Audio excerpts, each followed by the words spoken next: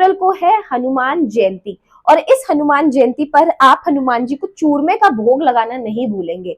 तो आइए जान लेते हैं कि चूरमा आपको घर पे कैसे तैयार करना है। चलिए आइए।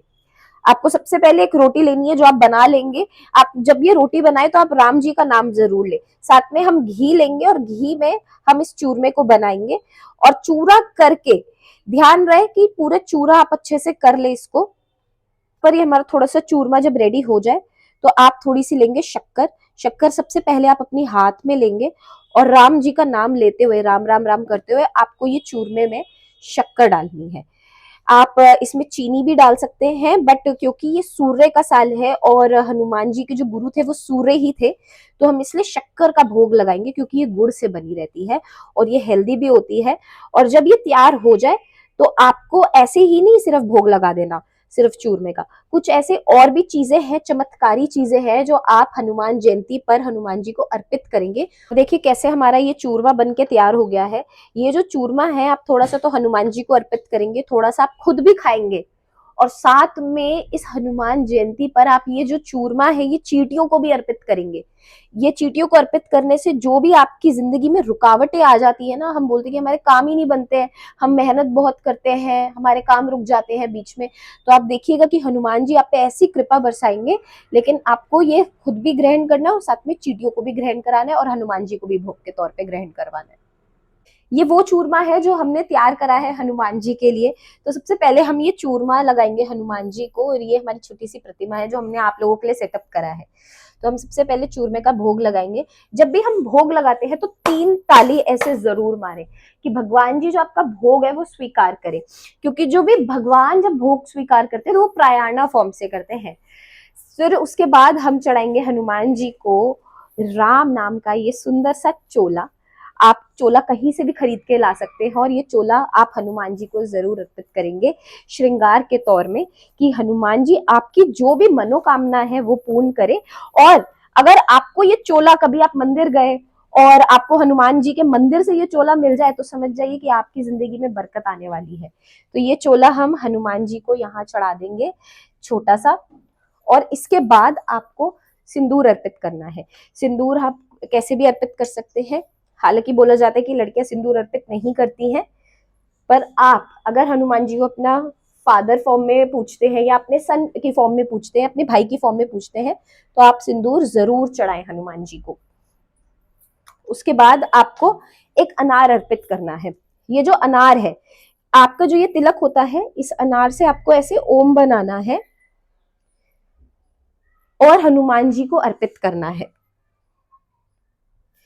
उसके बाद आपको एक नारियल अर्पित आपको करना है। ये नारियल आपकी जिंदगी के जो भी शनिदेव जी के बुरे प्रभाव होते हैं उसको खत्म करता है।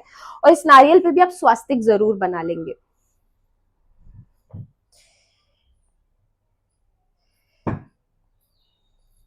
उसके बाद आपको एक ऐसी कोई भी मैथमेटिक्स की बुक ले लेनी है और राम जी का नाम का जाप करना है। जैसे आपको इधर देख रहा होगा, आपको ये राम जी के नाम का जाप करना है।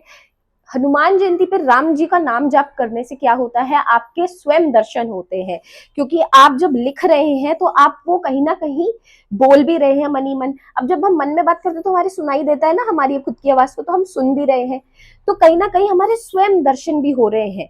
तो इसलिए आपको ये राम जी के नाम का जाप करना है और उस पेज को 108 बारी आप लिखेंगे और उस पेज को हनुमान जी के सामने आपको अर्पित करना है। पैरों में नहीं रखेंगे, लेकिन बस सामने आपको अर्पित करना है। साथ में इसके बाद आपको 5 गुलाब के फूल अर्पित करने हैं हनुमान जी को। 5 गुलाब के फूल आप अर्पित करेंगे अपनी मनोकामना रखते रखते। साथ में आपकी माला जो होती है, हनुमान जी को 3 प्रकार की मालाएं चढ़ती है। एक तुलसी की माला हम चढ़ाते हैं। तुलसी की माला आप तब चढ़ाएं जब आप साथ में राम जी का नाम लिखे उसमें। फिर चढ़ती है पान की माला। 11 पान के पत्तों की माला आप हनुमान जी को जरूर चढ़ाए, जिससे आपकी जिंदगी में कोई भी हेल्थ इशू ना आए। साथ में अगर आपको ऐसा लगता है कि आपको पीस चाहिए, प्रोस्पेरिटी चाहिए, तो अपालू आप बना सकते हैं। मैं अलग अपालू की एक वीडियो बना दूंगी कि कैसे अपालू आप बनाए, और आप वो हनुमान जी को 108 अपालू की, 51 या 21 या 11 अपालू की माला चढ़ा सकते हैं। मंत्रों का जाप करना बहुत जरूरी होता है। ये मंत्रों का कौन सा जाप करना है? अगर आपको अपनी लाइफ में मनोकामना पूर्ण करनी है तो ओम श्री हनुमते नमः का 108 बारी आप जाप करेंगे। अगर आप चाहते हैं कि आपके लाइफ से सारे ऑब्स्टिकल्स हट जाए तो ओम नमो भगवते राम दूताय नमः का आपको जाप करना है। अगर आप केवल चाहते हैं कि हनुमान जी आपकी सिर्फ सुन ले आपकी जो भी परेशानी है, तो आपको 7 बारी हनुमान चालीसा का जाप करना है, क्योंकि हनुमान चालीसा में खुद में वर्णन है, जो 7 बार पाठ करे कोई छूटे ही महाबंदी सुख होई। तो मतलब आप अगर 7 बारी हनुमान चालीसा का जाप कर लेते हैं तो आप ये जितनी भी रेमेडीज कर रहे हैं आपको उनके सबके सुख मिल जाएंगे। मैं उम्मीद करती हूँ ये हनुमान जयंती आप जोरों शोरों से बनाए।